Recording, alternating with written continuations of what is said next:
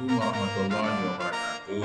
Saya Tengku Haji Abu Bakar Usmani, Ketua Majelis Permusyawaratan Ulama Kota Usmani.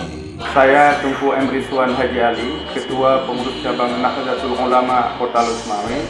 Saya Tengku Budi Ramadan, Pimpinan Dayah Darul Huda Ujung Pacu. Saya Tengku Subhan, Sekretaris PCNU Kota Usmani. Saya Pak Ramli Amin sebagai Ketua MKBI Kota Usmani. Saya Tengku Haji Misran Fadi SJMAP, Kadis Syariah Islam dan Pendidikan Dayah Kota Usmani. Saya Bu M. Jafar SPDI. Ini saya menyampaikan bahwa saya telah melaksanakan vaksinasi. Alhamdulillah saya merasakan saat ini kondisi saya masih sehat. Mengimbau kepada masyarakat yang belum vaksin, mohon untuk mendatangi di mana tempat fasilitas vaksin yang disediakan oleh pemerintah. Semoga kita senantiasa dalam lindungan Allah Subhanahu wa Ta'ala.